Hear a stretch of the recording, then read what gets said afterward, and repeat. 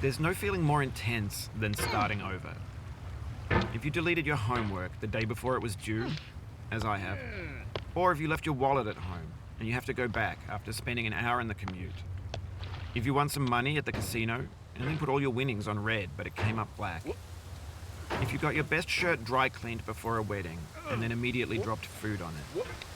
If you won an argument with a friend and then later discovered that they just returned to their original view. Starting over is harder than starting up. If you're not ready for that, like if you've already had a bad day, then what you're about to go through might be too much. Feel free to go away and come back. I'll be here. Alright, thanks for coming with me on this trip. I'll understand if you have to take a break at any point. Just find a safe place to stop and quit the game.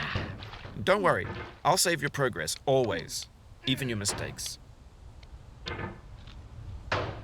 This game is a homage to a free game that came out in 2002, titled Sexy Hiking. The author of that game was Jazuo, a mysterious Czech designer who was known at the time as the father of B games. And B games are rough assemblages of found objects.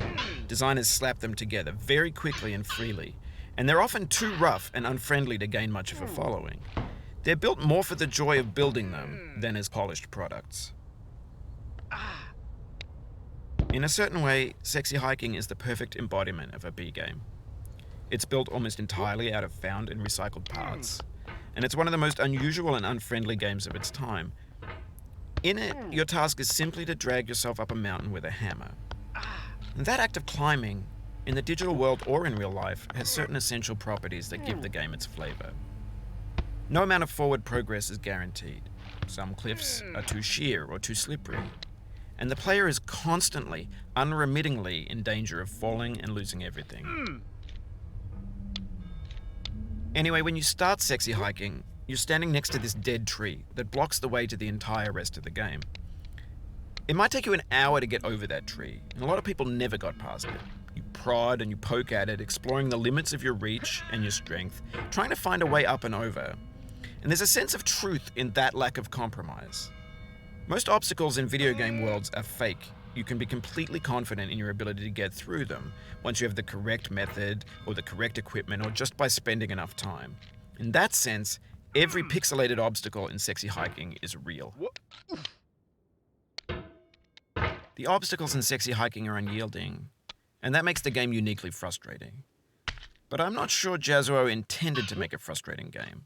The frustration is just essential to the act of climbing, and it's authentic to the process of building a game about climbing. A funny thing happened to me as I was building this mountain. I'd have an idea for a new obstacle, and I'd build it, test it, and it would usually turn out to be unreasonably hard. But I couldn't bring myself to make it easier.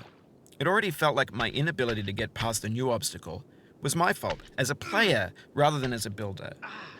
Imaginary mountains build themselves from our efforts to climb them, and it's our repeated attempts to reach the summit that turns those mountains into something real. When you're building a video game world, you're building with ideas, and that can be like working with quickset cement. You mold your ideas into a certain shape that can be played with, and in the process of playing with them, they begin to harden and set until they're immutable, like rock. And at that point, you can't change the world. Not without breaking it into pieces and starting fresh with new ideas. For years now, people have been predicting that games would soon be made out of prefabricated objects, bought in a store and assembled into a world. And for the most part, that hasn't happened, because the objects in the stores are trash. I don't mean they look bad or that they're badly made, although a lot of them are. I mean they're trash in the way that food becomes trash as soon as you put it in the sink. Things are made to be consumed and used in a certain context, and once the moment is gone, they transform into garbage.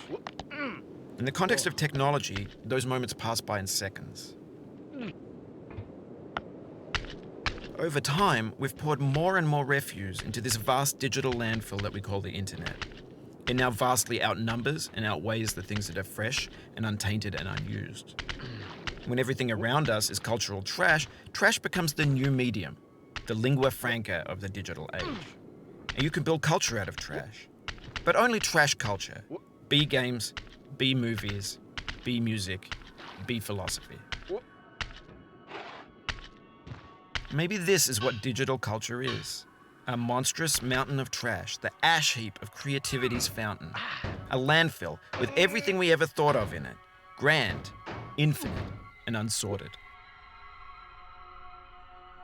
There's 3D models of breakfast, Gen X's fanfic novels, Scan magazines, green screen Shia LaBeouf, banned snuff scenes on LiveLeak. Facebook's got lifelike bots with unbranded adverts and candid shots of Kanye and Taylor Swift mashups, car crash epic failed GIFs, Russian dashcam vids,